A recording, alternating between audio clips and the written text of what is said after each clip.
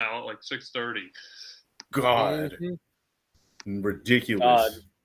It was like 4:30. We're watching the sun go down, basically. Yeah, basically. Today. Yeah. Oh God. Are we live? No. Says yeah, we are live. Yeah. All right. Oh, Yeah, we we're are. live. Hello. Yeah, it's a Good little evening, dot. everyone. Welcome to BatYard's Productions. I am still your Green Lantern from Owa Jerry, and this guy to the Don't. next. Whatever. Fuck it. I'm not doing it. Hey guys, I'm Matt from Gotham. And this Hi, guy. I'm Josh from Metropolis. It's a spooky afternoon. I gotta like center myself.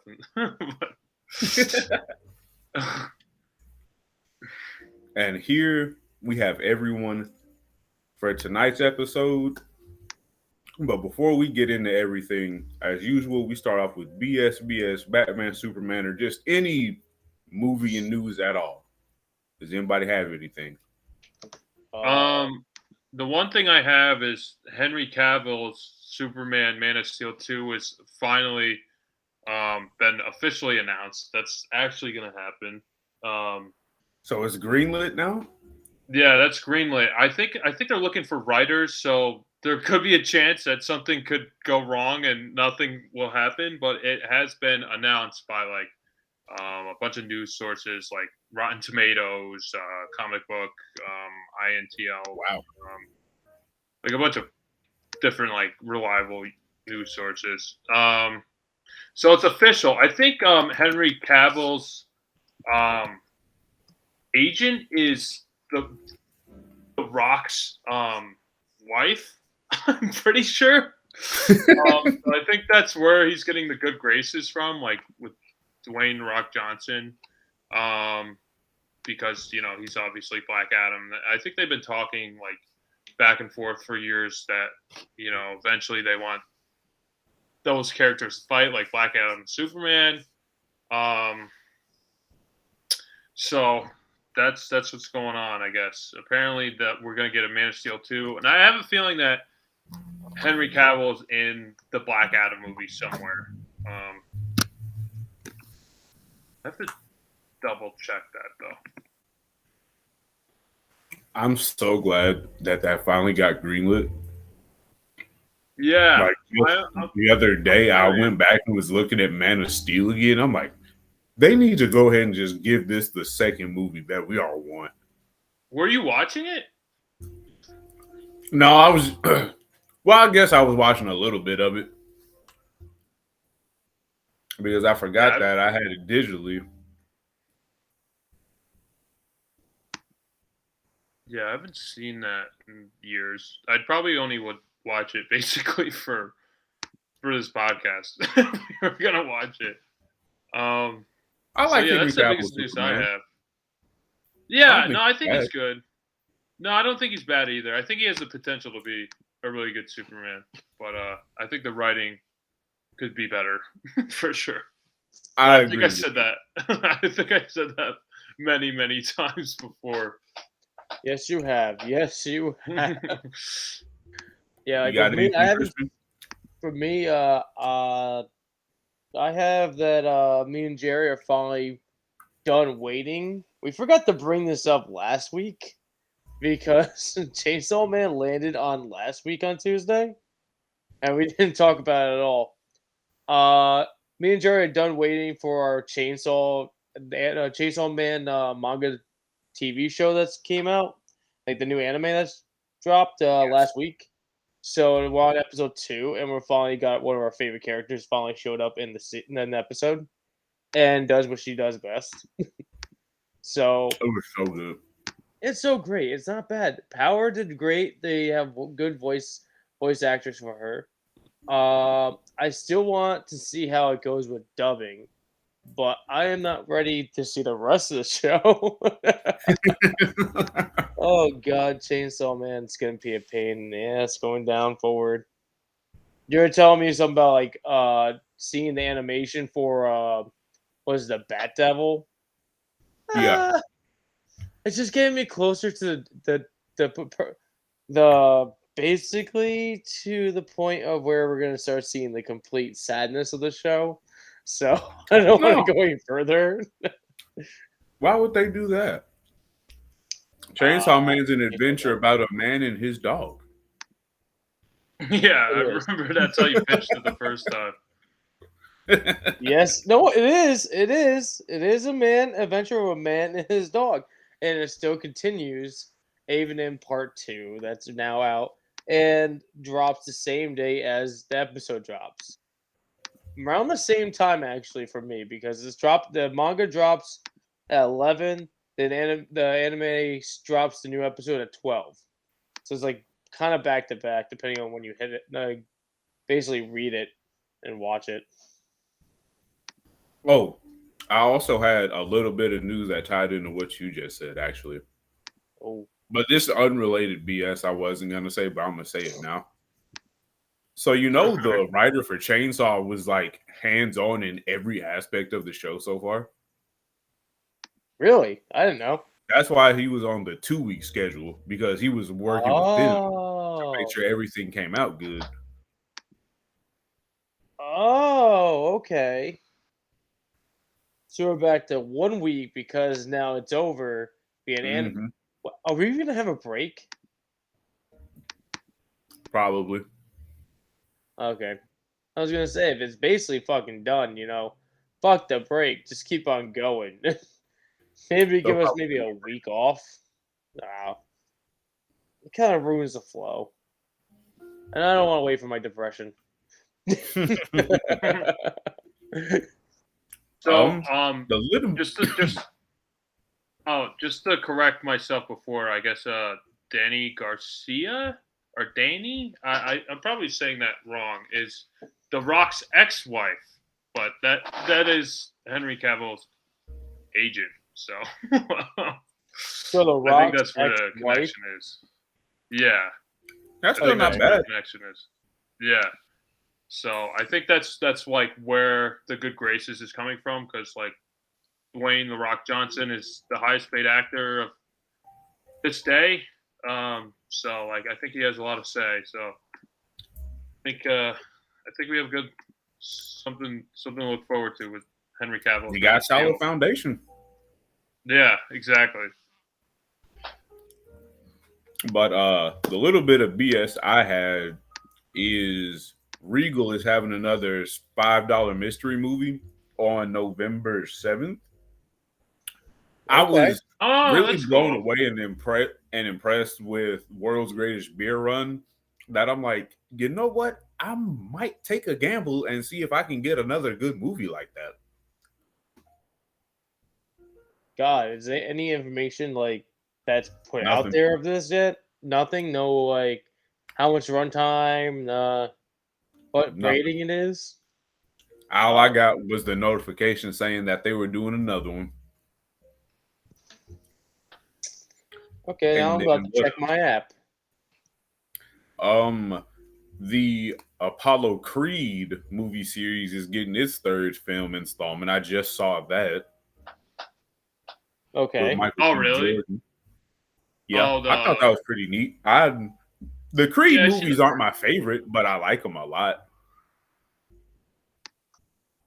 Yeah, I remember watching them.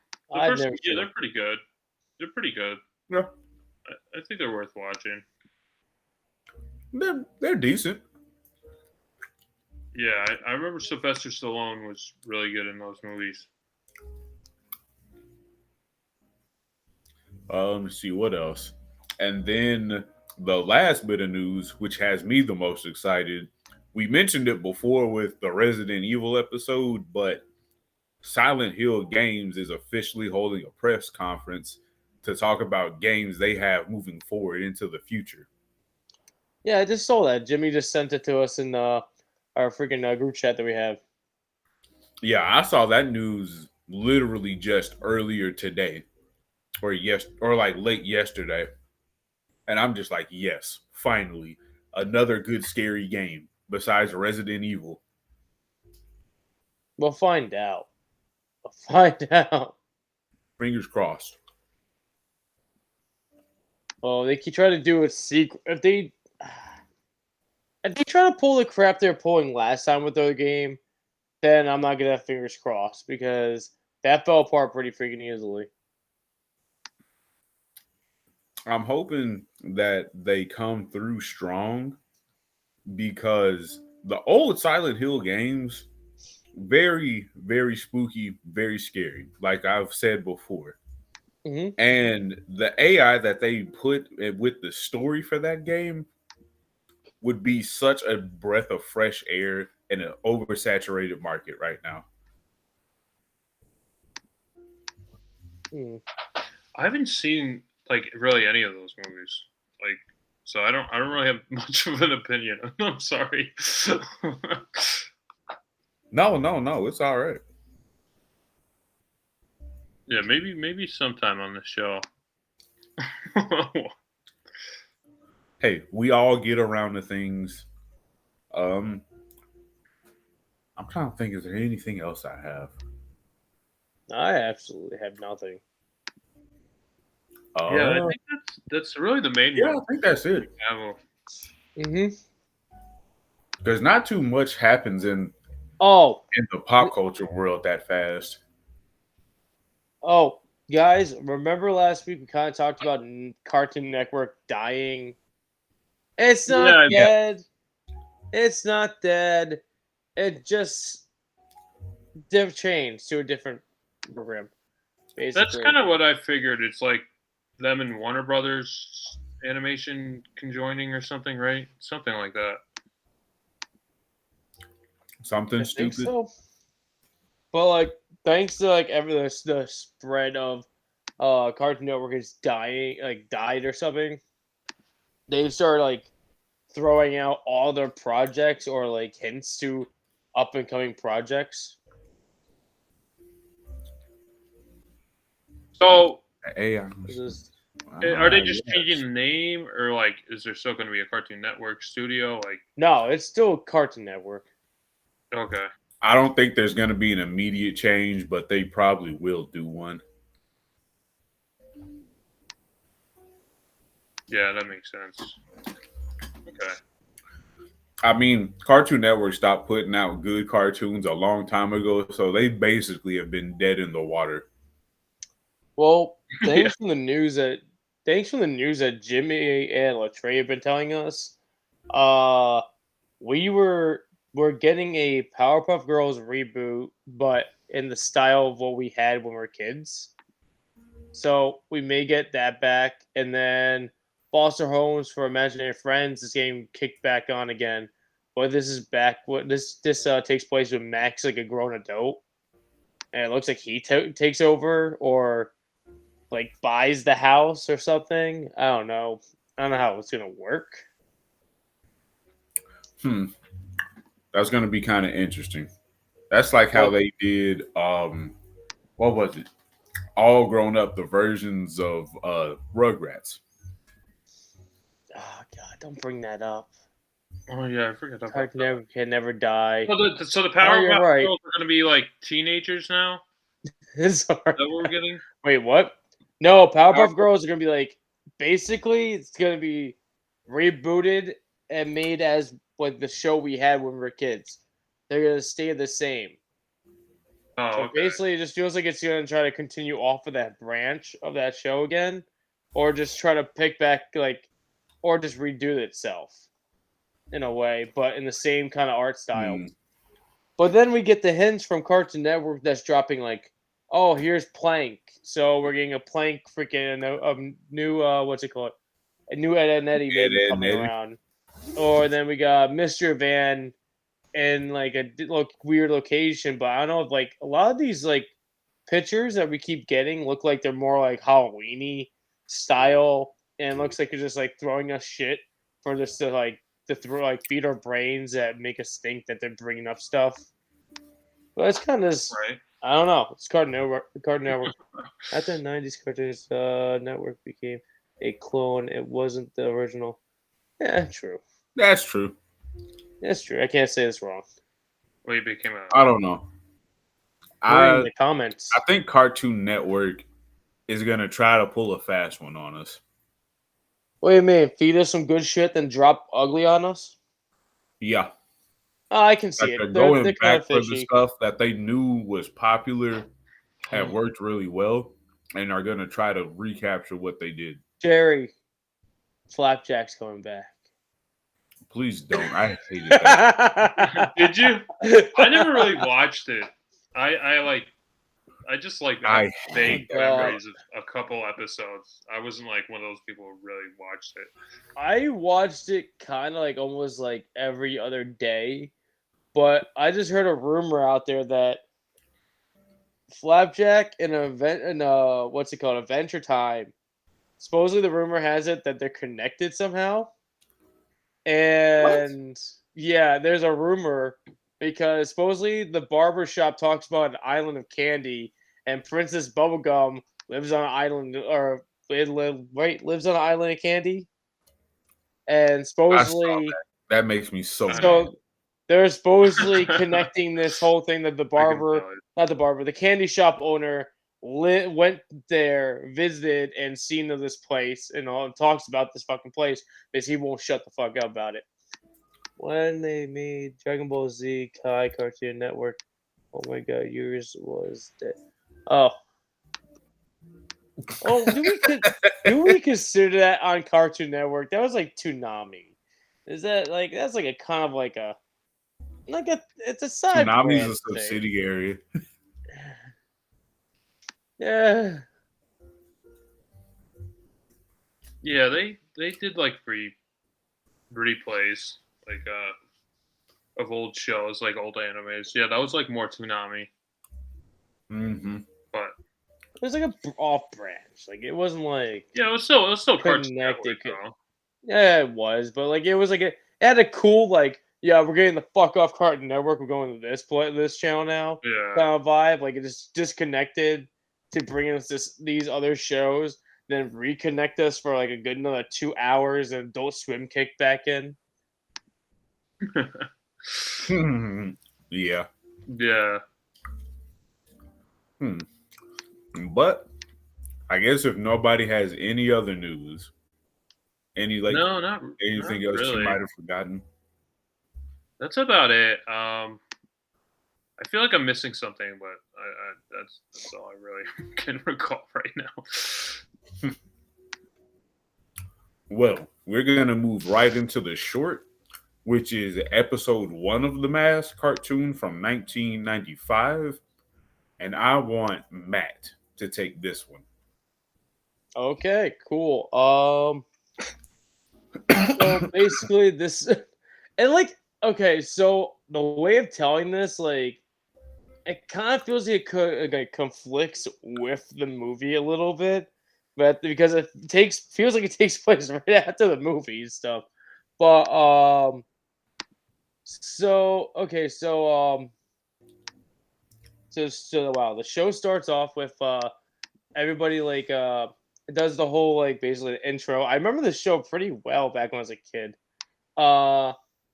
But so it takes place at Stanley Ickus is still the main character of the show, and he's like getting ready to go into work, and finds out there is what's it called, a break in. Finds out there's people that are breaking into the bank, and well, no wait. Now I'm having issues because I literally watched this last night. This is hilarious. Oh, fuck. Why am I having these issues? No, it's no, like it's yeah, these so it the episode breaking takes a bank. bullshit. Yeah, so basically we get off with this whole the beginning of Stanley comes home from work, gets annoyed and shit from his freaking landowner being like, you're making too much noise. He ends up putting on the mask and turns into the mask and goes down the like walks out and starts like leaving the apartment building, and he ends up just like terrorizes the freaking his apartment manager, and just like lights cigars, blow up her face with the fake cigars, and then like runs away. As he's running away, he ends up discovering that there's a bank getting robbed, and he goes and like ends up accidentally saving stopping the bank because he sees that there's a girl in there that Stanley was like planning on going a date with. So he ends up thinking she's getting like attacked. So he ends up like saving her and stopping the bank robbers. But finds out she was doing all the work and she basically was done with the deed and like he kind of ruined some of it. And then everybody like it goes back to him going back to becoming Stanley, and we break down more of this finding out there is a evil lair. Bye, Josh. There's a secret evil villain that lives underneath the city in the landfill park, and he's trying to figure out who this masked man is, and his main plan is to try to capture and find out who it is, and he ends up capturing the girl. What's it called? What's her name? Oh, I thought you said the guy's name. No. There's a girl. No, wait. No, he does. No, I thought he captures. No, he doesn't capture the girl. He captures Stanley. Not Stanley. Yeah, Stanley. I feel like I'm saying Stan Lee. Man, you're doing so great right now. I know. You're doing so good. I'm breaking so bad. It's horrible. And the thing is, I remember it, but it feels hard to freaking. No, you don't. No, you don't. No, I do. This shit feels like shit. No, I do. Wow. But he ends up getting captured by the villain, and somehow the reporter from that bogus newspaper ends up breaking into the freaking. Thank you. Breaks in and saves him, and they end up freaking escaping. But he's trying to freaking get back. Oh yeah, I forgot. He threw away his mask and falls into a concrete area with a construction area where they're trying to put the mayor's statue in place. And he threw the mask into there, and it got cement. Now it's encased in cement, and he ends up getting chased by a Frankensteinish creature from the villain, and ends up at the same construction site where has his mask at, and yeah, he threw his mask at, and then we end the episode there. But I did this so poorly, but there's so much more details that I kept forgetting.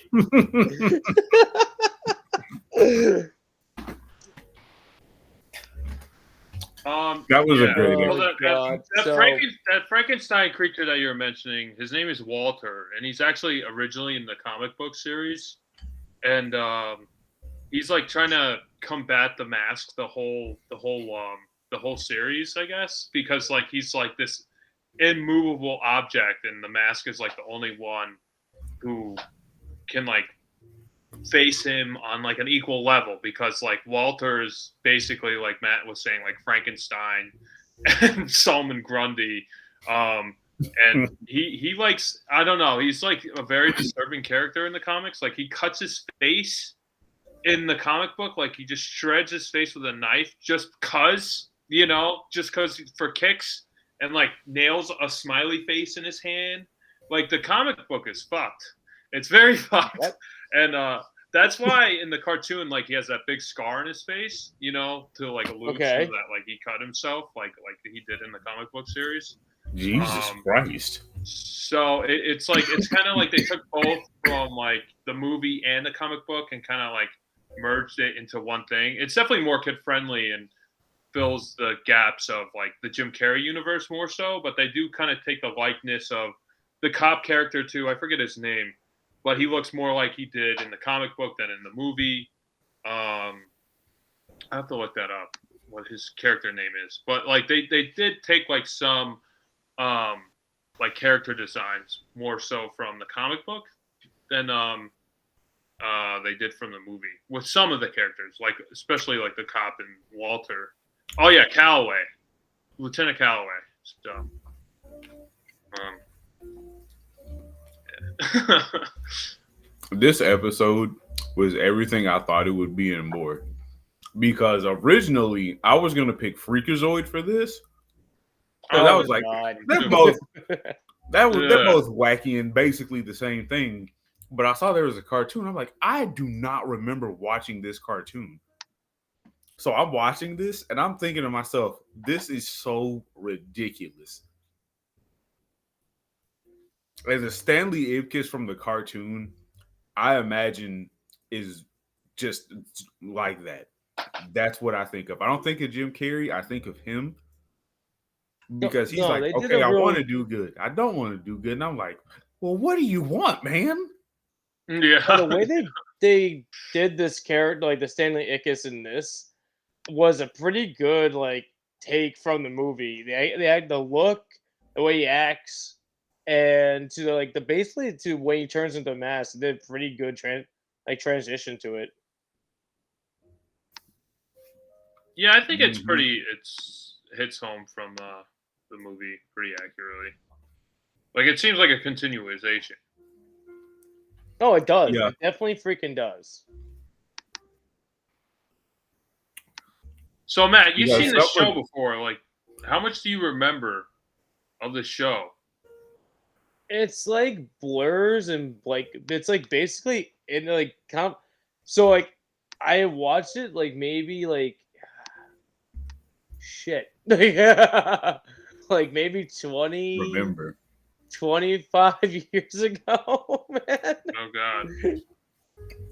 So like it's really hard for me like to say proper episodes with it because it wasn't like on like every day there was an episode because this show came out in like 1995, but like it was more like reruns. It was like whatever it would come on to like the station I was watching it on, and it wasn't on like it wasn't like a proper channel. It was more like it was those random channels. It was like one of the random channels that would have like whatever on just coming around, and I remember just watching it here and there, a couple episodes here and there with it, and like that's it. But I remember like the cartoon and everything, and just hearing the freaking theme song from it. I do remember that. That theme song, whoever wrote that, I know they had to have laughed the entire time they were composing. It was the wackiest thing I've ever heard. Yeah, it's definitely out there. It's like that one song that's in the movie. I forget what it's like, an actual song, and they like put like different lyrics to it. Like when he's dancing with what's her name, Cameron Diaz in the movie, and they almost like they take like the horn section from that song and then mask like lyrics to it. I just wanted to read these comments. Deadpool is the embodiment of the mask. I could see that. I could see like that is him. Those two fusions. Yeah, I could see them like being in the same universe, like the Mask and Deadpool, or like the Mask. I think they did a comic book where they had the Mask versus the Joker or something. Like later on, like they did something like that. Oh God. We had the one TV channel that we YouTube channel that we watch, Deathmatch. They did the Mask versus Deadpool, and I think Deadpool won that one. Oh really? I think because of regeneration. I think so. I think because of his regeneration. It's been a while. That was like one of the battles I was kind of like, I don't know. These are two characters I really like. I don't want to see either one of them kind of lose battle. So I was like, meh. It was like basically when we watched was it? Oh God, it was Predator versus something else. I was like kind of like, I don't want to watch it. Yeah, Boba Fett, and I didn't want to watch that either. I to be honest, I'm probably in the minority. I think Deadpool is fucking annoying. I'm not really a big fan. No, I absolutely hate Deadpool. Oh yeah. Okay, that's good. I thought I was like the only one. No, like I think his character is extremely outrageous, and I would get rid of him. Well, I hate him so much that I knocked my camera. But no, I definitely I can handle him like snippets, like 20 minutes, like him as a side character. I don't need to see him as like a main character in anything, or read him as a main character in a movie. Oh, Jay hates Deadpool too, so okay. Yeah, Oh I think man. Deadpool's character 100% just annoys this. He's like a 4-year-old saying, "Hey, look at this new thing I can do," just over and over again, and it's the same thing, but it keeps sucking. Yeah, I definitely feel that way too. Oh, Torm I don't likes know. Deadpool, so it's okay. I understand. I understand the appeal. Hey, I Torn, like. I'm sorry, bro. I hate Deadpool. I should I also can give take some him in context. doses. These are my brothers watching us right now. I can take Deadpool in like dosage, like how Josh was saying, but Yeah. due that he had like that manga that came out, I kind of like that kind of worked pretty well with like all the characters surrounding him, and it was only like I think like 15 chapters, so it wasn't getting like overly bombarded with like a bunch of Deadpool shit. Mm-hmm. So, but it wasn't, including it depends on like what, like who writes it, like who's writing the damn Deadpool crap. Because sometimes like the Marvel animation stuff, and like they have very bad lines for him. Very. So I wanted to show you guys the image of Walter. It's gonna show like all this stuff first from the comic book where he's like cutting his face. Okay, So oh wait, no, this is not the image I wanted. Oh, there's the anyway, wiki. here's Joker and the Mask. So there's that. I have to Okay, find the Walter There one. it is. Yeah, so that's an actual issue. I'll have to find the Walter image. I don't know. I thought I had it pulled up. Like took me to Wiki. Like when I maybe saw you. Walter, I thought to myself, if this is anything to do with Dark Horse, he's probably pretty fucked up. The whole comic is fucked up. Like I actually I own it, and I was reading it in anticipation of this for this podcast, and I just like read the Stanley Ipkiss part, and he's like, I don't know if you want to spoil it, but like he doesn't last that long. Like he dies within like the first like issue. Like he's not the Wait, Mask for a what? very long time. Yeah, like so he's living with his girlfriend in the comic book, and like he buys the mask as a present for her instead of him just finding it in the river like he did in the movie. But we we can get to all that when we get to the movie. Let's save that because this is Yeah. way more interesting than what I Yeah, yeah. That's how like it's weird. Like I like in the beginning, it feels weird because like the things, it's everything like this show takes place after the movie, so it's weird talking Yeah. about this movie No, because we already exactly. have the mask. We don't gain the mask in the episode, and like he tosses away the mask in the episode, like he does for the hundredth like billion time, and like probably in other comics, everyone's tossing away the mask in a weird way. But Mm. like, yeah, it's like it's weird. Like the one I did enjoy before he goes and like he stops the so-called bank robbers that were like more of a threat to that woman that Stanley was going to meet up with the next day. The guy in the car, getaway car, and he's just beating, like he's just mistreating the man throughout the whole fucking time, and he just decides to like say fuck it, I'm done with this shit, and he just leaves.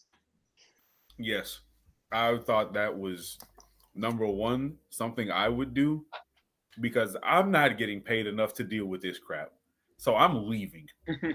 Yeah, and like, and his buddies didn't even like when they escape the area because the mask is too intrigued with the woman.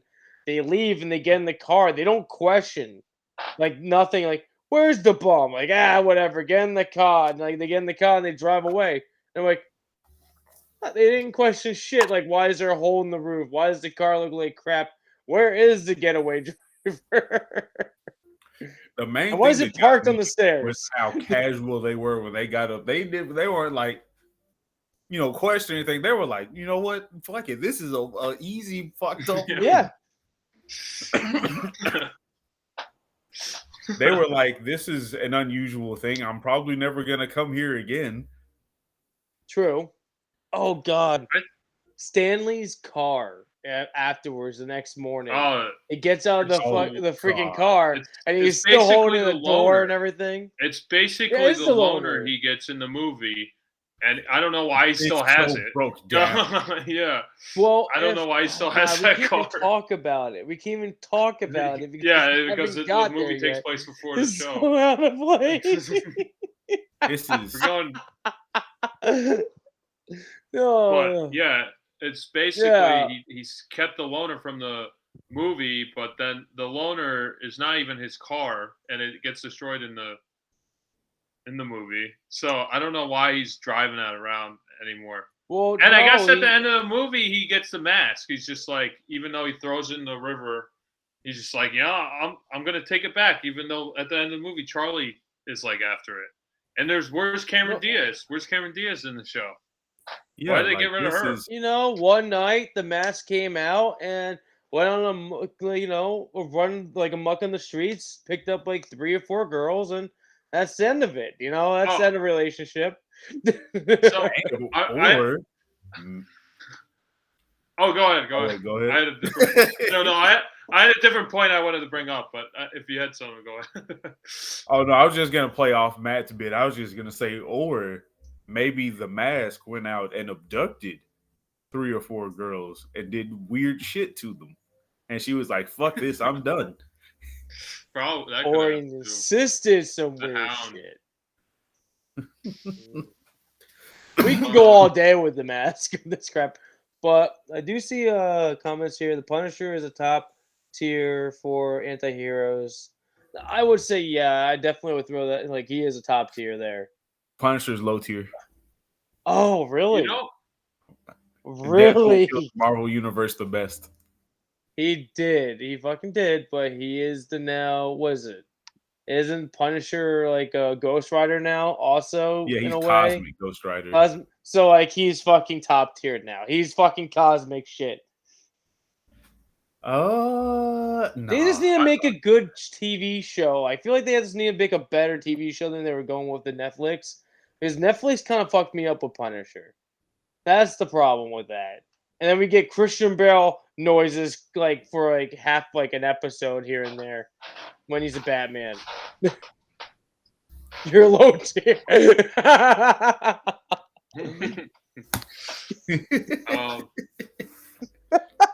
So what do you guys think of the animation for the show? Because I thought it looked kind of cheap even for the time. Yeah, I was going to say like this compared to, I remember Freakazoid more vividly. Like this compared to Freakazoid, I'm like, this looks like a great value version of this show.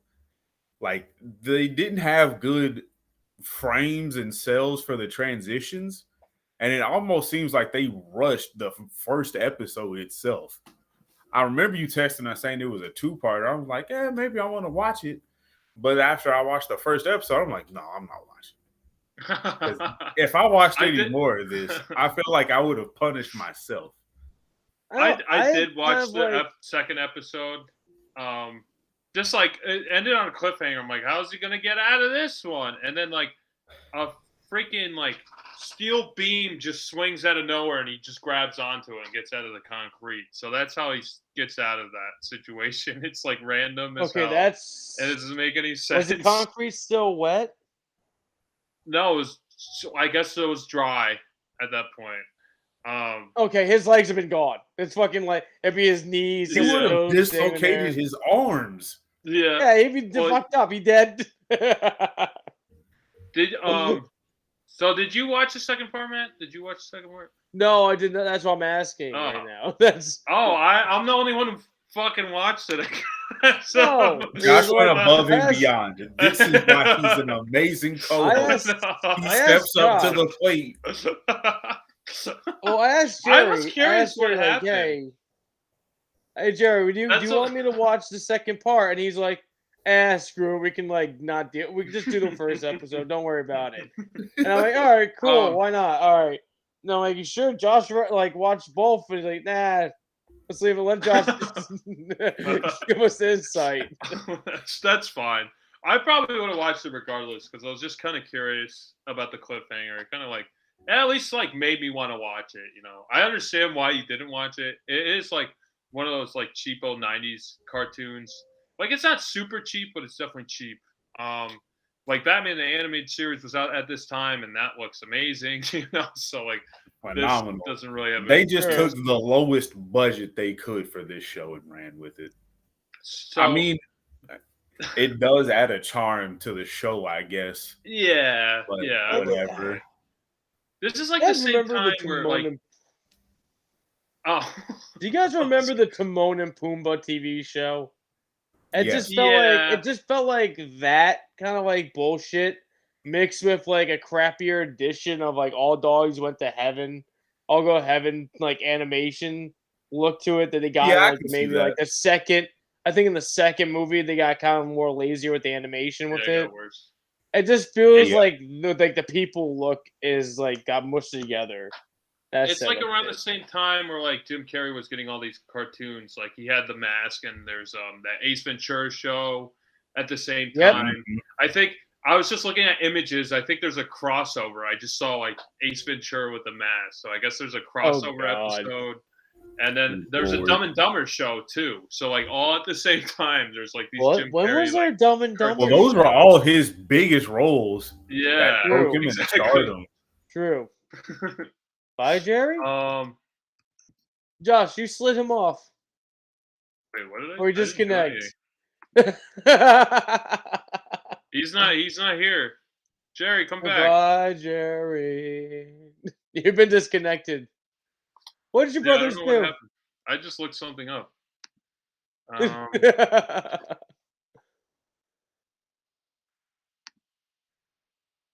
Yeah, we're just on standby while Jerry comes back. There's a main thing I wanted to bring up. Here's Jerry. There's a big main thing I wanted to bring up. I wanted to wait for Jerry. Oh, there he is. Bye, Matt. Bye. To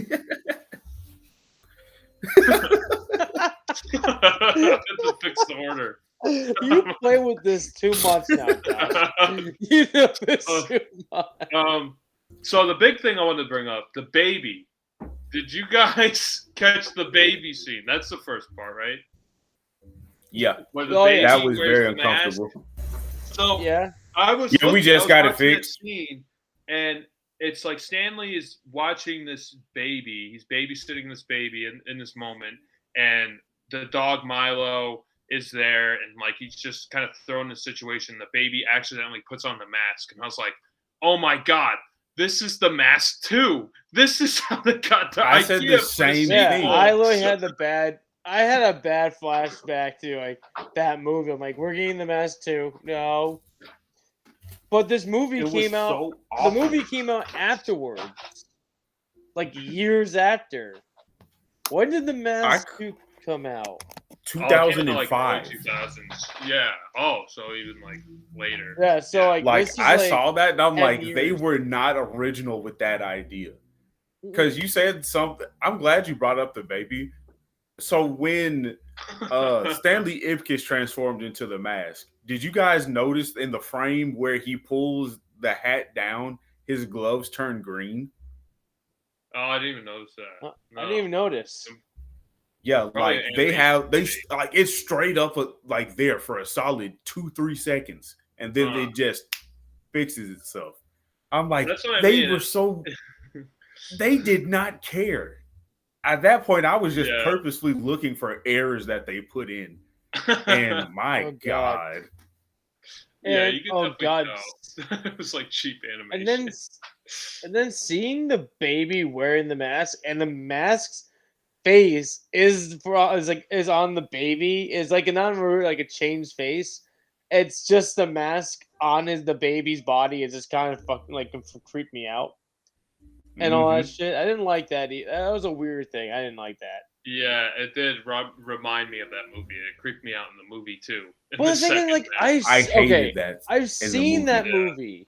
The baby is the mask. And it's the fucked up thing. It has the mask abilities. So it's basically fuck. We can't even talk about half this crap because we're out of order. Yeah. That's the thing with the mask. Yeah. Everything ties into something else. This is madness, Jerry. Exactly. Madness. Like, yeah, well, like we want to talk about the sequel. We want to talk about the comic book, and we want to talk about the cartoon, which takes place after the whole first just one. Like, so you almost got to do the first one before anything. No, main event and side event later. This one. You know what I thought too. I almost thought, like, when you mentioned the mask, I thought you were gonna pick the red. What is it called? Red Hot Riding Hood, like the cartoon that he's watching in the movie, The Mask, where he like turns into the wolf. Oh. Yeah. And he's like chasing like Red Riding Hood, but she like turns out to be like a lounge dancer, like Cameron Diaz in the movie. That's a good one. I do recommend that. I could have done that. You guys never seen it. Yeah. It's been so long since I've seen that. I forgot about it. Yeah, that's a good one. I mean, it's been a while too. That's like the frog. What is it called? The Warner Brothers frog when he's dancing. It's like the same kind of.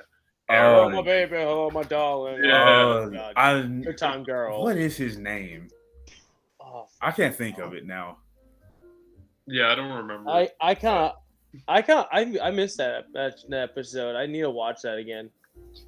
That Frigga Frog episode. We'll recommend it for another episode. We'll have a Looney Tunes themed episode. Yeah. I don't really remember this show. Like, I remember it being on when I was a kid, but like I didn't really watch it. I might have seen like an episode here or there. I remember like more of the toys and stuff, but that's kind of like it. I think Matt has more familiarity with this show than I do, at least. I'm less familiar with this show. Like, I remember it, but it's like, oh, there was a cartoon kind of thing. Not like, yeah, I remember watching an episode or two. Yeah. Like, this show straight up is like, did it exist? Because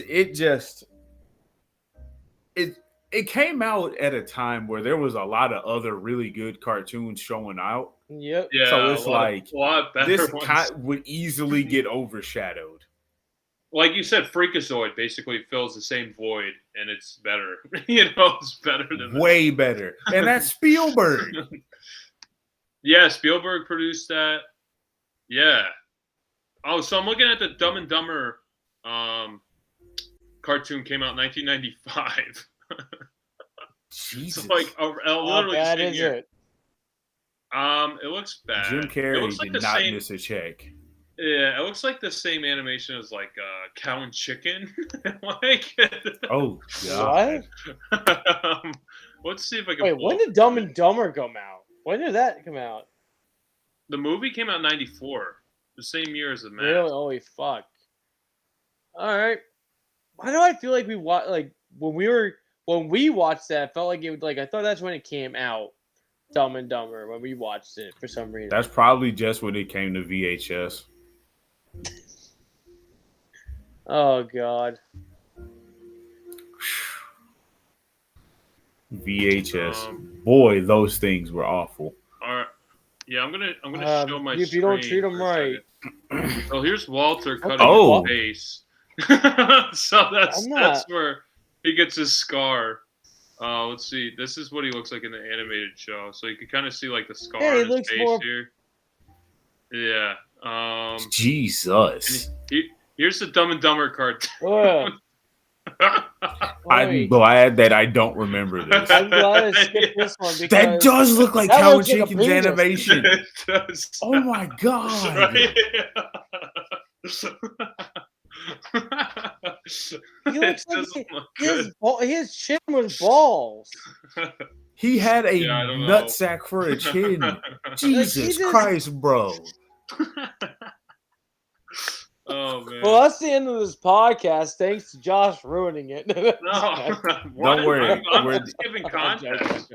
Oh, my All right, camera's where'd on. you We go can't now? get Look what you demonetized did, when we're Matt. not monetized. You keep breaking But my Matt, God. do you have any final thoughts in your review for this?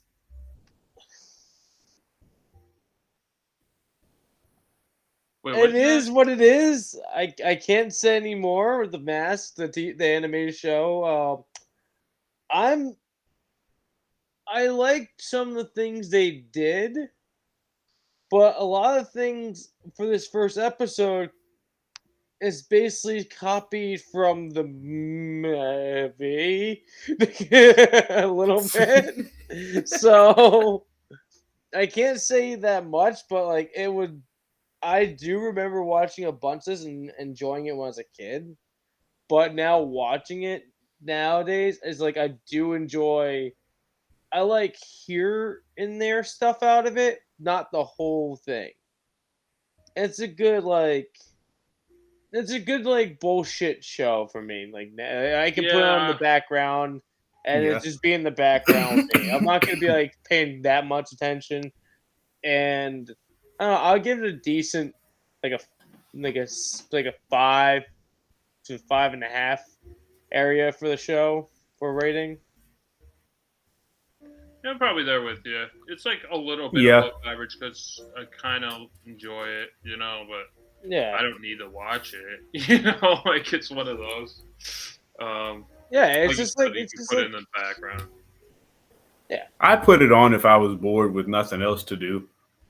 Right. or like if I was like in a different state of mind and like bullshit, like if you're just high, if you're drunk or high, just sitting on the couch, you just flop on the mask and just to get lost. Try to. You could do Freakazoid. There's way more colors. that Yeah. I know. I don't know. I don't know. No, that's the era when Spielberg like produced all this great animations. Like he did Freakazoid, he did Animaniacs, like all this great stuff was going on. God damn you, Yeah. Warner Brothers. Wait, who made this show? Like, where was it on? Like, what channel? What This, production? I have no idea. I don't know. I honestly don't even know who animated this, and I'm Yeah. fine with not knowing. Oh yeah, and Freakazoid had Paul Dini and Bruce Timm, who were like the producers of Batman the Animated Series 2, working on Freakazoid. So that just shows. Well, there you that- go. More. A superior show. Yeah. Yeah, I can't tell you. I couldn't tell you who produced this. Rob Paulson does the voice of Stanley Ipkiss, so he also does Yakko from Animaniacs. Yeah, I thought I heard There Yakko's you go. voice. Yeah. He did a pretty good job, like Yeah, his maintaining voice Jim wasn't Carrey-esque bad. voice. Yeah, I thought he did a good job. He definitely maintained the image that Jim Carrey had set. And I feel like that's a hard thing to follow behind. Oh, 100%. I think that's probably the best thing you could say about the show. Like it didn't really damage the legacy of the Mask. It's just like, yeah, this is a good continuation. I could watch it, but I don't need to, But like if you're like interested in what happens after the events of the movie, you could put this on, and it does fill in those gaps if you're curious, Don't watch. I think that's probably the best thing we can say. Yeah, I think so too. The networks it was on, it was CBS and BBC One. Oh, I saw it on CBS then. Yeah, I think they had like an early kids cartoon block. so Yeah, that's where you could have found it on back then.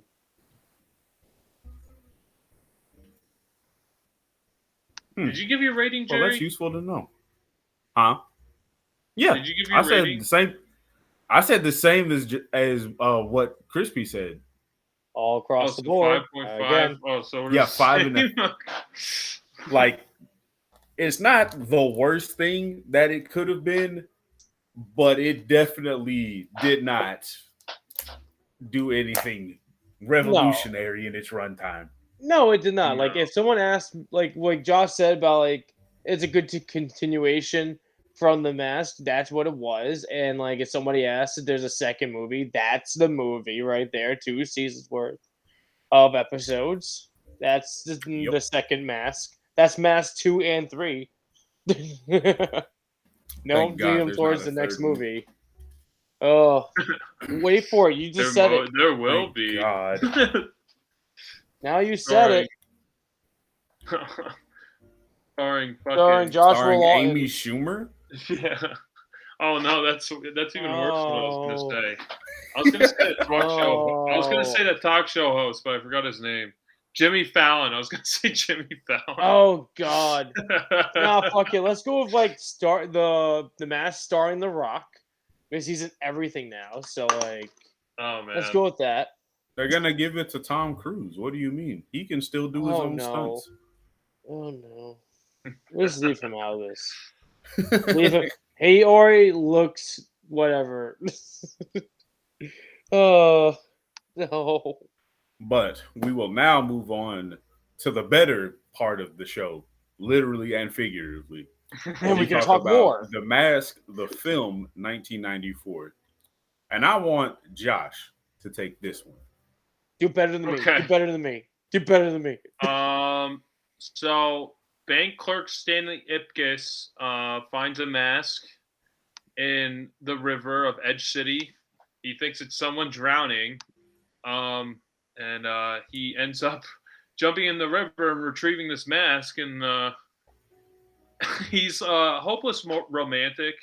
And when he puts on the mask, basically like his inner inhibitions that he wants to portray in his physical form, like in everyday life that he's too ashamed to do, and you know, his day-to-day life comes out. So like he's a hopeless romantic, so he like becomes like a horny hound dog when he puts on the mask, and like swoons all these good ladies without any, you know, without a cinch, like no problem at all. And there's these mob bosses at the same time. They run into Stanley because he robs a bank before they had the time to get the money out of the bank that Stanley works at. And he swoons over Cameron Diaz with his incredible dance moves and his cartoony nature. At the same time, Lieutenant Calloway is in pursuit of the mask. He's onto Stanley Ipkiss. He finds out basically that he's the mask because of his pajamas left at the Coco Bongo Club when he gets his tie shot off and his pajamas land on the floor. So he gets arrested. And then the mask ends up in the hands of Dorian, which is the mob boss who's like trying to take over this Edge City, become the new mob boss, basically. And Stanley has to pursue his inner demons and overtake a Dorian with his own inhibitions without the mask. And that's what happens. I don't want to give away the ending. We'll give away later. 1994. End it. End it right, Josh. Come on. We're gonna get there. We're gonna get into it. That's what happens. We're gonna take a pause from Josh's synopsis. Yeah.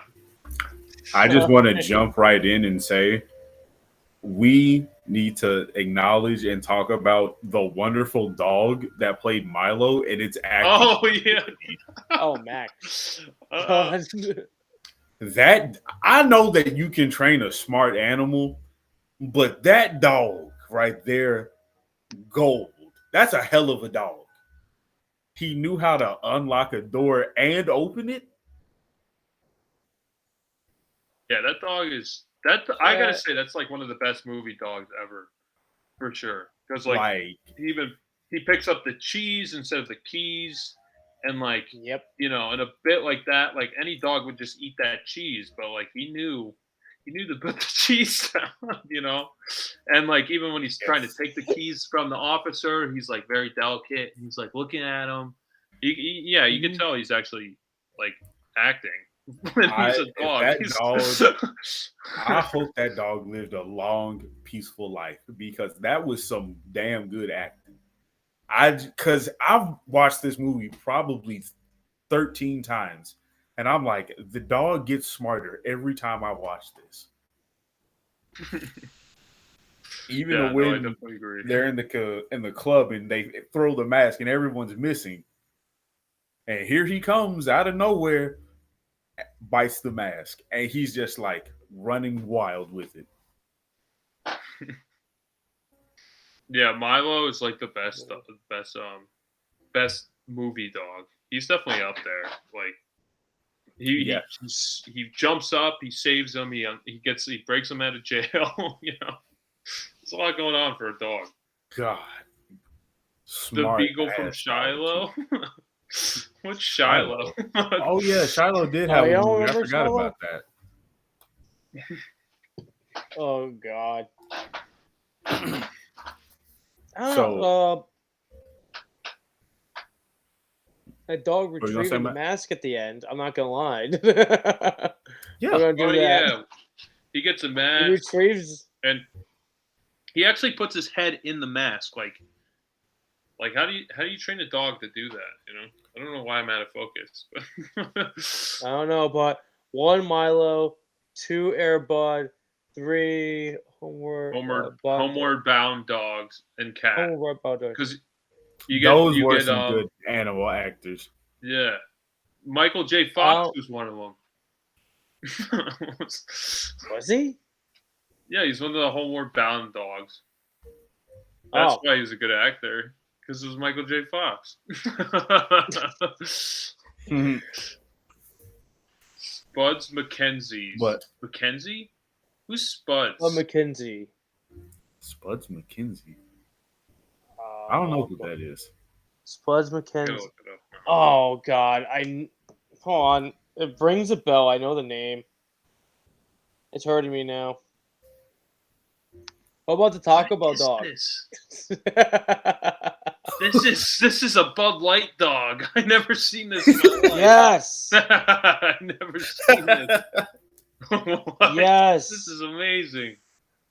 While we're looking at the Bud Light dog, I want to still talk about the one thing that they taught that dog to do that I think was funny. He stopped and made it look like he was peeing on somebody. He was peeing. He was actually peeing. I thought that was just CGI. No, I'm pretty sure the pee was real. It looked real when I was looking at it. Like when he's in the mask, right? It looked like he was actually peeing. We can go. I hope it wasn't actually pee. I want to get into some of these really good shots that they gave us in like probably the first 10 minutes, which is my favorite like introduction. The scene where the guy is underwater welding and it's just like, you know, he's got the fire going underwater and then he's like, hold on, wait a minute. And then immediately just zooms out and just kind of pans to the right. I absolutely think it was crazy how they made this fake just underwater setup to make it feel so real because he had the chain and the crowbar. Yeah, I was looking at that too. I'm like, you know, now I know, like, I'm older watching it now. Like, obviously, when I'm a kid, I was like, yeah, this is not a set. This is really underwater, and like, it's still pretty authentic, you know. It looks really good, but I'm like, And the next thing that happened that really has me upset, nobody went down there to check on the dude. We didn't get an obituary or anything if he lived I know. I thought of that what too. Kind of OSHA standards are you people doing? Yeah. Yeah, it was just this guy who's scuba diving. It didn't even seem like he had any association with the guys dropping the pipe in the water. They just seemed like they just dropped it in there. No, it's the guy. No. He's the guy that was welding the pipes together. And he's was like, he welding? I thought he was welding. He was welding the pipes together. Like, no. Find And they're like, hey, whatever your name is, we're going to bring in the next pipe. Hold on, I found something down here. And he's like, okay. Then give me a second. He undiscovers the box. He's like taking the rocks off and trying to. It takes him 1,000 years trying to break the chain, even though he has a welding torch. You could just like cut through the chain. You could have just lanced right through it. But whatever. And like, meanwhile, he's like finally gets the chain undone. The idiot said, "All right, let's bring him the next pipe." And they bring in the next pipe, and it goes down. And instead of being graceful with it, it just lands right on top of him instead. Yeah. So, you want to say hi? You have a guest? Is he your nephew? Hey, what's up? Yeah. Say hi, DJ. All right, this is an adult show. You gotta go now. Hi, Okay, good to see you. Bye. I miss my nephews. I gotta go see them sometime soon. Sorry. I miss everything you guys just said. Don't worry, it wasn't important like how it was in the movie, so it's fine. Okay, that's fine. Oh yeah, the welder guy, he died, and no one cared. Yeah, he died and nobody cared. I'm like, what kind of human sacrificial ritual is this? Someone has to die for the mask to activate? I don't know if it's that kind of, thing. What do you mean? We saw people get shot and die. Yeah, I don't think they had to die. I think the mask might have willed it for people to die. It is like a mask of mischief, so it probably just wants to fuck with people anyway. So like, well, it's like basically we went. All right, so skipping to like the middle of the movie, Stanley goes to that guy that does the what's he called? He was on the news channel that was like, oh, here's this new book, The Mask of whatever, and he's like, oh. Yeah, people wear like certain masks, and like Stanley ends up going to that guy and talking about it, and the guy's like analyzing the mask, like, oh yeah, this thing looks like it's from the Nordic era, and it could have been like more of like a, came down from like the Loki-ish kind of like god, and like that's like Nordic and all that stuff, and like Vikings is like, so he's like, Loki's in the mask. He's like, I'm not saying that. Loki's in the mask, and he just tries to put on the mask, and nothing happens. But like, and he goes, I know. I actually enjoy this. I hated how much I laughed at that. It's so cringy of like how long it lasts, but like it was good to me because it's fine because it's Jim Carrey. He could pull it off. Yeah. Yeah. The thing is, like, I wonder what they said to Jim Carrey, like, okay, you're gonna put the mask on and just do whatever you want for a good 5 minutes. Try and see what you get. Like, that's correct, Wendy. We all wear masks, metaphorically speaking. Oh God. I think it's absolutely outrageous. He went to that man's establishment of business, demanding answers like, tell me what you know about this. You said you're an expert. Metaphorically, this is not real. You're insane. Go to a cyborg, you sick individual. And he told him that. He said, I cannot help you. If I tell you what you want to hear, will you get the hell out? Yes. Yeah, and he's asking him like dating advice for Cameron Diaz, Cameron Diaz's character, Tina. He's like, who do I go as? The mask or myself? He's like, go as the mask and yourself, because they're both part of the one incredible, beautiful person, And then he meets up with Cameron Diaz. BS answer. Oh my God. Well, I mean, I get what he's trying to say. Yeah, it's kind of bogus. Oh, like especially considering the themes of the movie. Like Stanley is really himself, and like he throws away the mask, like he throws away his inhibitions basically into the water. like he throws away his crutch. Yeah, it's like almost like a drug or like the ring of power, like you have this unlimited power, but you become this monster if you use it, Mm-hmm.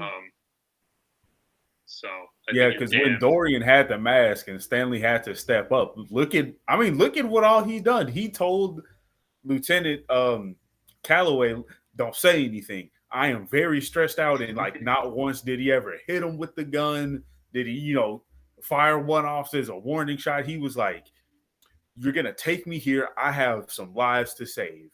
And I mean, the funniest part at the end of the movie is seeing Jim Carrey just wail on the guy, because I imagine his arms are like, at this point in his life. He's just swinging. He's like, "I'm winning," and then he gets punched in the face. Like, "I'm winning," and then he gets one sucker punch.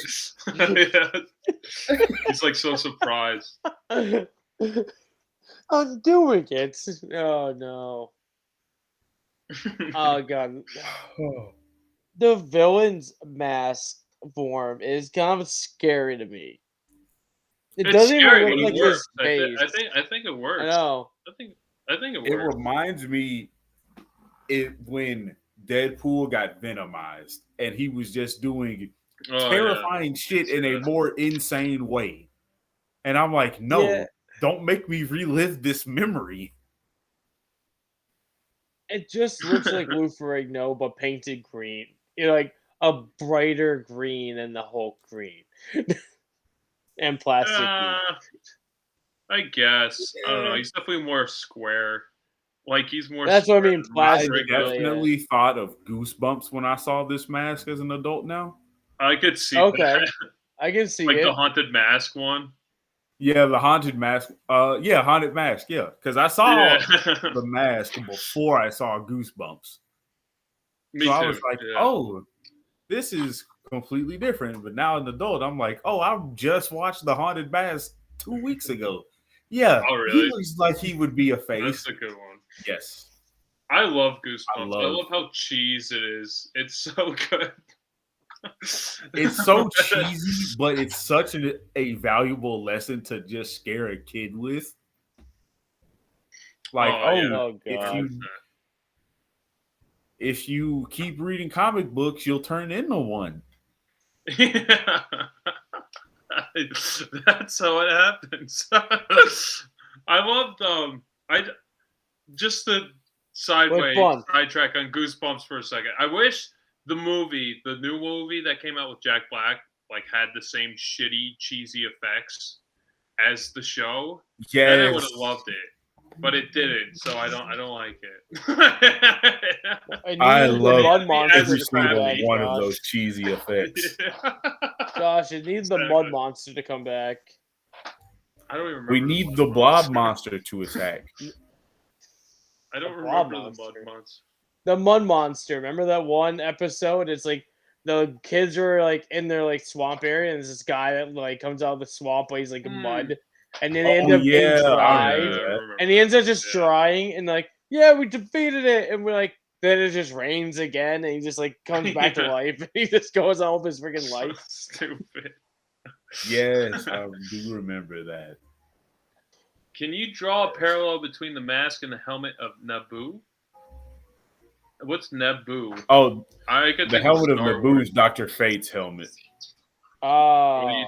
What do you have to say? My dog's butt smells like cheese. Okay, that's very good. Good job, GJ. GJ. All right, goodbye. Did you hear what he said? Something smells like I heard cheese. something about butts and cheese. Yeah, that's basically it. Okay. That's good. No, I gotta say the effects for the mask for 1994, like all the CGI, it really works. It doesn't look like dated today. It looks. It doesn't look bad. because it looks like what they're trying to do with the new 3D animation style.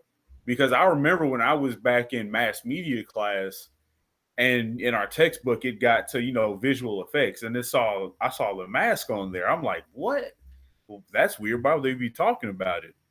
So apparently, if I remember right, the mask used a lot of effects that were like shot for the very first time. Oh yeah, I could see that with the CGI and Because the cartoony. I think look. with how how he would go from a normal looking hand to his arm looking cartoony, all in like one frame of itself. I think that's what they meant by that. Because everything else, he kind of stops for, it only focuses on like his head and torso, and not a fluid movement like an arm bending. I think the reason why it holds up today is because they're trying to make it look like a cartoon. Like if they're trying to make it look ultra realistic at 1994, it wouldn't look good. But since it's supposed to look like a Tex Avery cartoon, it really works. Like you couldn't do any better today from what they're trying to do. It's supposed to be stylized, so you couldn't really do much better. Another one of the visual effects that I loved a lot was when he was bouncing around everywhere, and you can still see the colors. Yeah, like you can still see the colors of them, but like I would just so happen to pause it at the right frame. You can still kind of make out where like all his arms and fingers are. It was such a weird thing to see. Really? Yeah. I didn't see that. Huh. Like it's still super blurry because of all the motion, but I was like, oh, that's where his arms and stuff are. Because essentially, what it was that I think they just paused the frame and just spun it, in a blender effect. So it's like, oh, okay, I can kind of see where everything's supposed to be going. Yeah, I like the part when he slaps into the freaking ground and he peels himself off the fucking ground. I did like that effect. Oh yeah. It didn't look bad, and then when he just popped back into shape again, and then the guy gets pissed off and uses the mineral. Yeah, exactly. Yeah, this is like one of those movies I watched so many times as a kid. Like I watched it over and over again. Don't forget the freaking part where he's making freaking balloon animals for those guys for the what are they bike gang member? Tommy gun. Yeah. Oh yeah. But at the same time, but did you catch the one joke? The one balloon he pulls out the wrong. Yeah, he pulls out the condom. Yeah. Well, when I was a kid, I obviously didn't pick that up. I read that was improv. I heard that was improv by Jim Carrey. That's what I read. I believe that. Okay. Yeah. That's like when he's with Cameron Diaz in the park and he's obviously talking about fucking. I mean, we can't say fuck on here. When he talks about having relations. Like 5-10 times already. I think we say fuck every other word. I said like too many times in the beginning. But one thing that watching this, especially this is the most recent time I've watched it, the music score for this, I didn't realize how just good and well it fit into the tone they were trying to set. Because even though this was still set in the 90s, like you have the swing style music and the ragtime, well, not ragtime, but the big band style of ragtime. Yeah. And you have the Flapper Girl-esque Great Gatsby feel club. And I'm like, this is because when Jim Carrey first hits the stage as the Mask, he flips the one drummer around and it goes from playing like this Frank Sinatra like song to boom, we're going right into a club style jazz. And then after that, they start going into big band and swing. I'm like, this is such a seamless transition that they did. I didn't pick up on it at first. Yeah, no, that's very true. Like the music is really good in the movie, especially like you said at the club scene when the dance number's going on. He's dancing with Cameron Diaz. She has like Jessica Rabbit vibes to me, especially like like how she's like singing to the club like Jessica Rabbit. And she's like wearing like these tight fitted dresses, like the red dress and all that. I got a lot of Jessica Rabbit vibes from her, and I didn't really make that connection until like this. I think that's what they were trying to recapture. Yeah, this whole Who Framed Roger Rabbit was already out by this point, right? Yeah, that was like 10 years before, or 9 years, something like that. I know it's in there. I just can't remember the exact time difference. I think it was 85 or 86. Yeah, because Cool World was after that. Yeah. Yeah. Cool World. We don't have to read. Oh, it was 80. It was 88. That makes sense. It was 88 when it came out. Roger Rabbit was 88. Yeah. And that was Robert Zemeckis. Yeah, that was Robert Zemeckis. He did that after Back to the Future, so it would make sense. It would have taken a few years after Back to the Future, because Back to the Future was 85. Okay, that makes more sense now. Yeah. The Mask tore that club up. He definitely did. He dabs while he's dancing. Does he? I don't even remember that. God. The scene where the Mask absolutely set it off was when he was at the park and he gets caught by the police and he starts singing Cuban Pete and making them all dance. Yeah, Cuban Pete. You can see I didn't know if you guys noticed it through the prosthetics. You can see Jim Carrey's like cheekbones start to like poke against where the rubber's supposed to meet. Oh, really? Because his facial expressions are just so eccentric that they stand out on their own. Because I was, I guess it's a good time to pull up a note.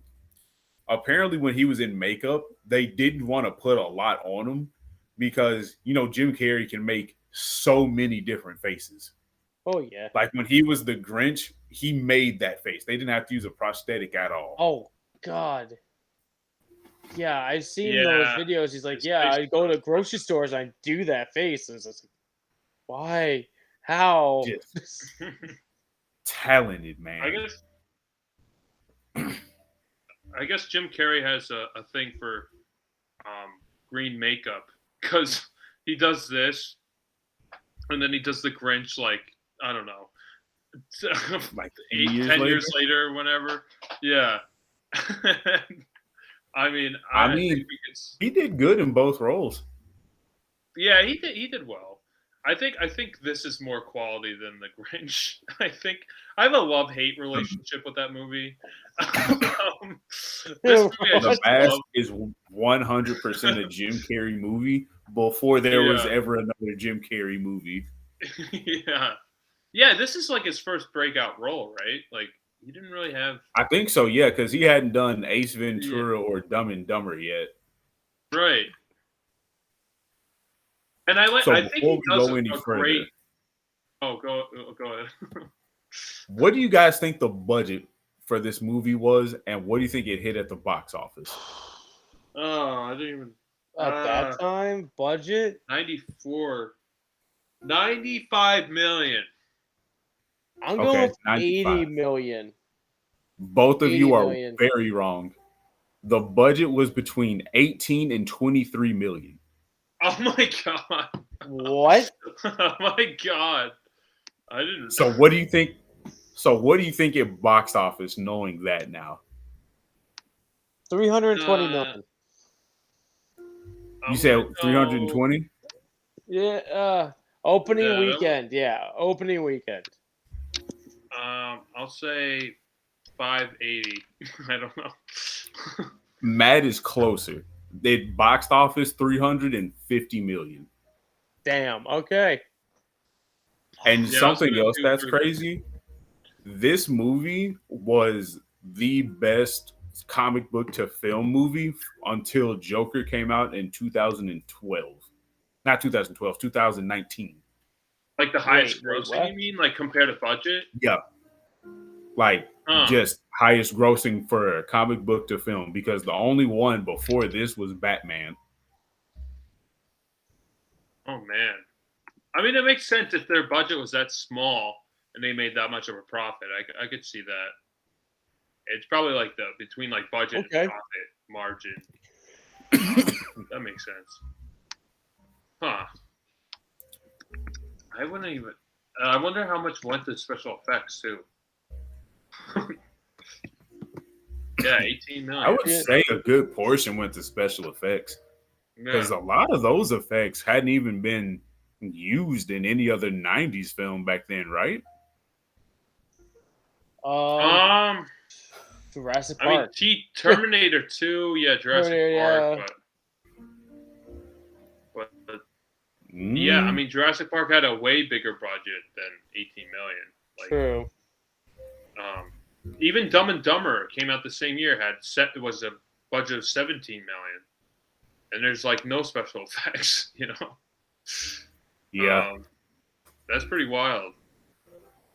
I would assume still that a good majority of this budget went strictly for the visual effects. If not 70, at least 80%.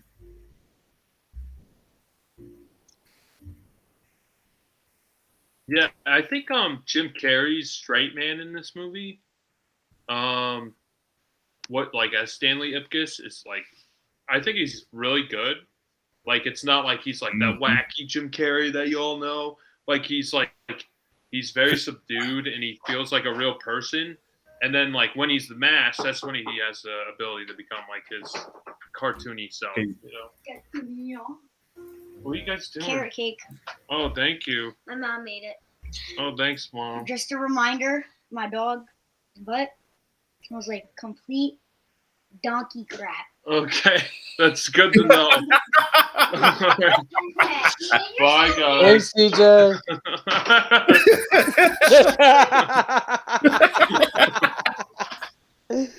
I had a point there and I completely lost it. What was it? Well, I don't remember what I was saying. Oh, his straight man. That's what I was saying.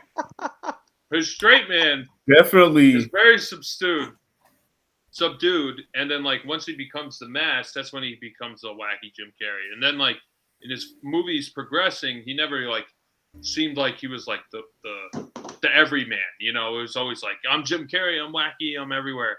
You know, and I think he does really well in this role as Stanley Ipkiss. Like, I don't think he gets enough credit for being Stanley Ipkiss as much as he does the Mask, because the Mask is the wild, crazy one, you know, that everyone remembers. But Stanley Ipkiss is like the everyman that everyone can relate to.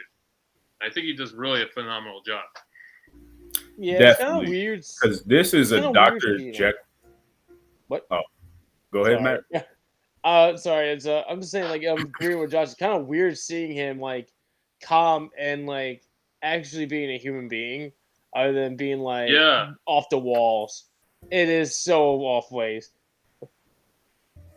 Gotta wash the dog. He definitely needs a wash. He's not my dog. So that's not my job. And Living Color was his breakout. Yeah, that's true. But it wasn't like what made Jim Carrey like Jim Carrey, like on the map. I think it was Ace Ventura. I think it was Ace Ventura was definitely that. Yeah.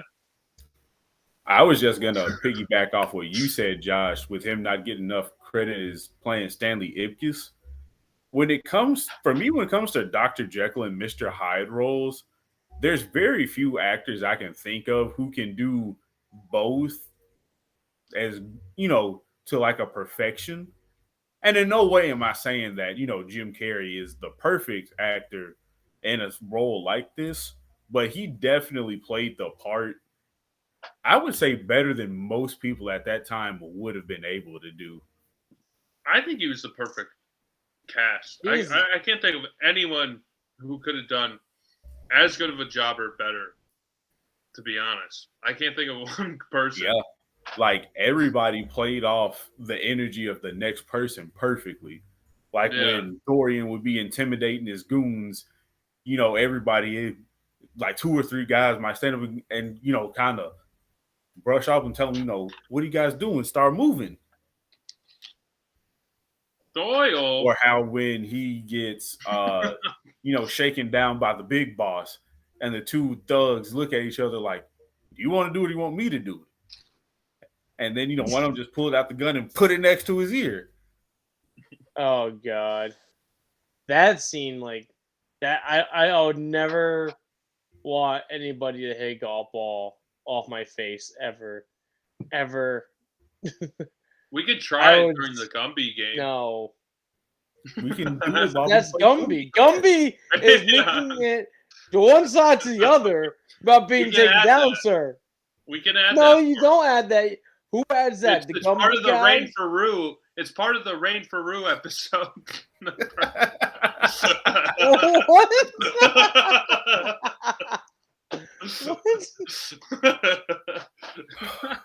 Oh, you gotta arrange something.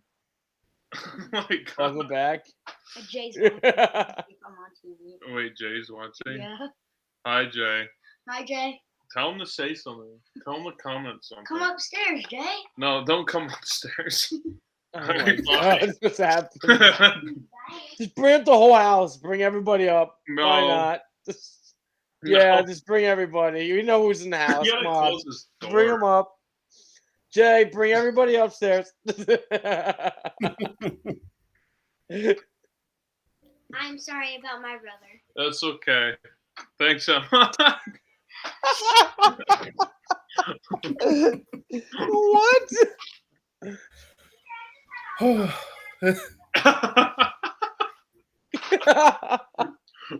Wait, what are we talking about? I don't even remember anymore. Oh, God. We were talking about the golf ball scene, and Jared's like saying like how Rain for Rue off of everybody properly. We're talking about Rain for Rue. Oh God. Oh my God. All right. Yeah. So Josh, do you have any final thoughts of your review for Mask, the 1994 film? I would watch this all the time as a kid. Like, this is a movie like I would watch on repeat. So I basically know like the whole movie even without like a rewatch. I could watch this at any time. This is like a movie I could just put on and like I won't be mad at it. I would probably rate this movie an 8 out of 10. I think it's just like one of those childhood movies that like I don't get tired of, Yeah, 8 out of 10. I think that's fair. What about you, Crispy? I'm basically going with the same. I'm gonna go like 8 or 8.5. Nice. I just wanted to wait. Go ahead. I just wanted to mention one thing, but go ahead, guys. No, just talking. Well, I just wanted to mention the differences between the comic book and the movie before like we completely send off, because I did my research and I want people to know. Okay, go ahead. Go for it. So, Stanley Ipkiss is in the comic book is not the only mask. He is one of multiple masks. In the comic book, he dies pretty early on. Then his girlfriend becomes the mask for a brief moment. Then she's like, I can't have this thing anymore. Then she gives the mask to Calloway, the police detective. She's like, this is what's causing all this ruckus. Here, take it. And he thinks it's a joke. Then he becomes a mask. And then, like, there's just a multiple line of people who become the mask in the comic book. The comic book is super bloody and super gory. It's kind of fucked up. I probably prefer the movie over the comic book, but I mean, I grew up with the movie, so I'm a little biased. I just want to show you a panel of how bloody this comic could be. Where is it? I need to pick this up. So Jesus Christ in heaven! This is just one panel of a bunch of cops shooting Stanley Ipkiss as the mask. And like the blood like splatters across the page, and this is him falling to his demise. So it's just a pretty bloody comic book. Yeah, it's kind of screwed up. But that's kind of what makes it good. And then the one other comparison I wanted to make was like, like how in the movie the two guys who like kind of cheap him, the two mechanics, they like basically Oh, up that's the price. $700 right there. Yeah, that's a $700 bar. Yeah. Yeah. Oh yeah, you're gonna need a new transmission. You have the leak in the brake pump, whatever the pump or whatever it is. Yeah, it's gonna be a while. Go away. And you're just scheming people out of parts. Oh God. So basically, okay, goodbye. Basically, they look like DJ. They take in the comic book. Instead of like it being just up their bums, the muffler is like in the guy's face. Like they just shove it all the way up there, and they're dead. Like he kills them and stabs them with all. He goes back and kills. Yeah, he kills the mechanics in the comic. I'm gonna have to read this comic because this is it's definitely crap. Okay, so I'm trying to connect the movie, the animated series, to this comic part.